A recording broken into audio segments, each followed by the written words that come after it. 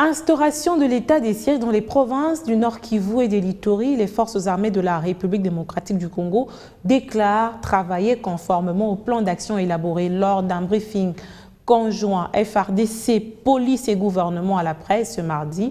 Le porte-parole de l'armée a parlé d'un progrès remarquable l'un des nombres entre les mois de septembre et d'octobre. Plus de 1300 armes récupérées, plus de 630 ennemis neutralisés, 119 capturés, plus de 569 rendus, 615 otages récupérés ainsi que 210 collaborateurs arrêtés.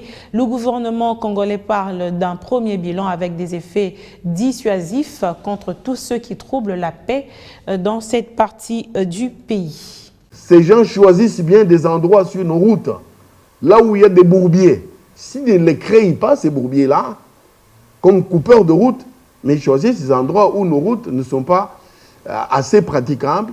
Et là, ils viennent s'installer, ils installent un campement près de là.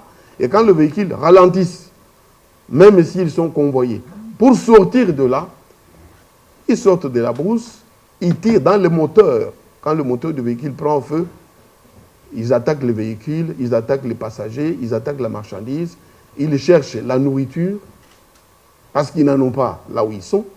Ils cherchent les médicaments pour aller soigner tous les autres criminels et les voyous qu'ils ont emmenés dans la forêt et pour lesquels ils doivent avoir absolument des médicaments pour la vie, pour sauver leur vie, mais également, ils doivent se faire remarquer, ils doivent se signaler, dire qu'ils sont actifs et capables des nuisances et donc montrer leur nocivité. Nous avons donc cette obligation de vous dire que dans les opérations Sokola 1 Grand Nord, au plan humain, 224 voyous ont été neutralisés. 23 plutôt leaders ont été capturés et parmi les plus célèbres, vous souvenez-vous, Djamil Moukoulou, le patron de l'ADF, a été arrêté et il est aujourd'hui en prison dans son pays, en Ouganda.